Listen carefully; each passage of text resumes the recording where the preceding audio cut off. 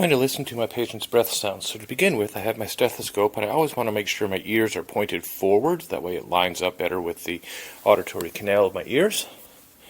When you're listening to the breath sounds, you want to listen multiple places. I typically will go fairly high on the right side, then go to the left, move down a little bit on the left, then compare it to the right, again on the right, then compare it to the left, and then I get the lower fields on the left and on the right.